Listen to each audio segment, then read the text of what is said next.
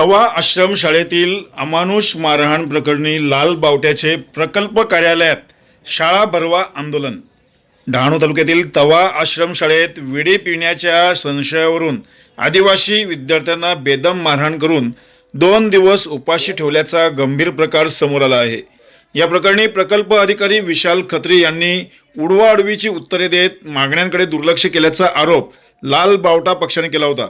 या निषेधार्थ मंगळवारी 17 फेब्रुवारी रोजी एकात्मिक आदिवासी विकास प्रकल्प कार्यालय डहाणू येथे शाळा भरवा आंदोलन करण्यात येणार असल्याची घोषणा करण्यात आली।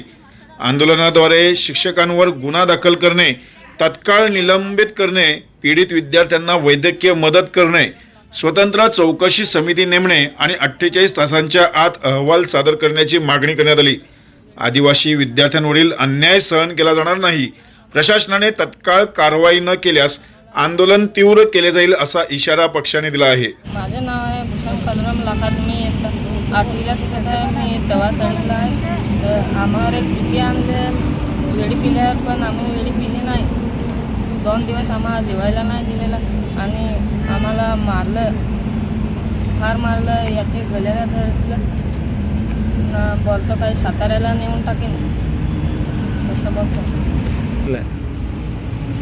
झाडू खाल मारलं, चावणे दिले। माझं नाव येशू रघुनाथ पटारा। मी निखिलची आई सा।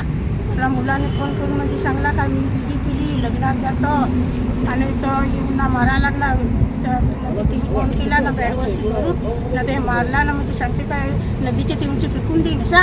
म्हणजे आई बापाला बोलवा नाही तर म्हणजे रस्त्यावर काढून टाकल तसं ते बोलायला लागलं। तर मग आवडी बारीक पोराचं ती हाय बोला आणि जाते का नाही जात ना। म्हणजे आम्हाला पण पोराची काळजी आहे इसा। आम्ही म्हणजे वीटवरती काम करू, आम्ही पोराचं करता म्हणजे काम करू सा।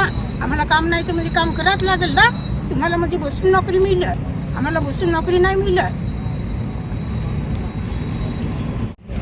माझे नाव रघुनाथ केशव पटारा।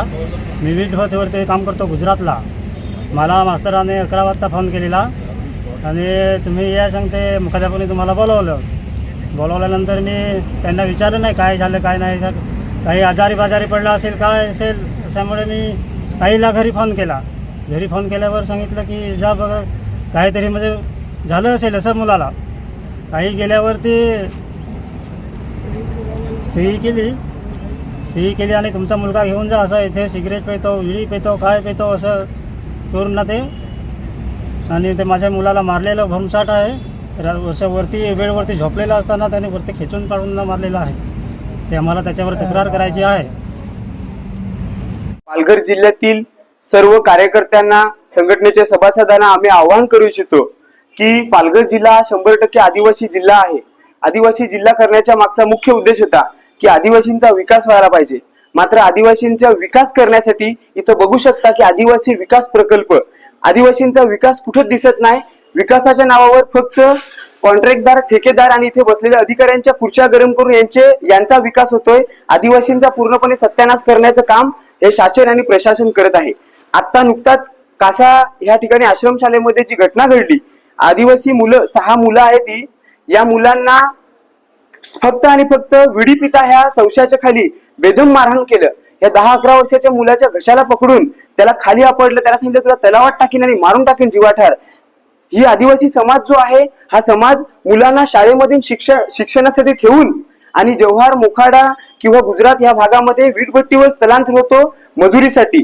ज्यावेळी ह्या मुलांना शाळेमध्ये ठेवण्यात येते त्यावेळी शिक्षकांच्या भरोश्यावर या मुलांना ठेवून जातो। मात्र ज्या शिक्षकांच्या भरोश्यावर मुलांना शाळेत शिक्षणासाठी ठेवून जातो, तीच शिक्षक आज मुलांच्या जीवावर बेतल्यात।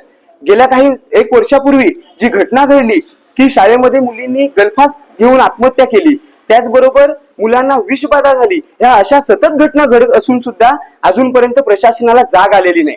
आणि आता पुन्हा ही घटना घडली, मुलांना बेदम मारहाण केलेली आहे आणि या घटनेचा आम्ही आमच्या पक्षाच्या वतीने तीव्र निषेध करतोय।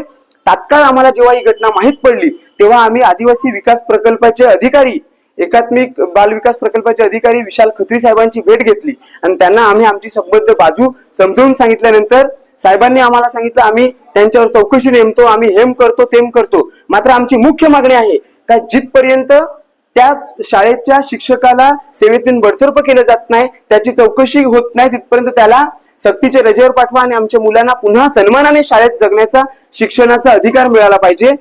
जेव्हा एका मुलाला शाळेमध्ये मारहाण होते त्यावेळी बाकीची सगळी मुलं किंवा संबंधित जिल्ह्यातल्या आदिवासी मुलांमध्ये एक भीतीचं वातावरण निर्माण होते आणि मोठ्या प्रमाणात आत्ताच्या घडीला शाळेतली मुलं शाळा सोडून वीटभट्टीवर जगण्यासाठी गेलेली आहेत.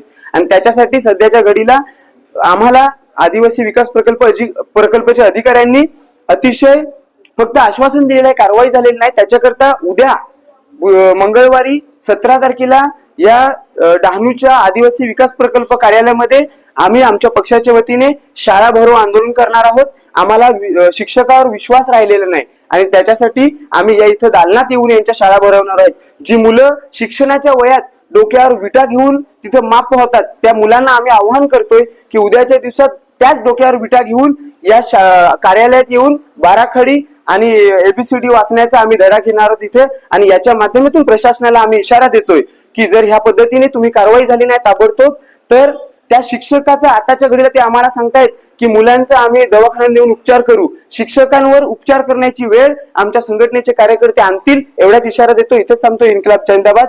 उद्याच्या आंदोलनामध्ये सर्व संघटना सर्व पक्षांनी मोठ्या संख्येने सामील व्हा आणि या अन्यायाला वाचा फोडा एवढंच अपेक्षा बाळगतो. इथेच थांबतो. इन्कलाब जिंदाबाद.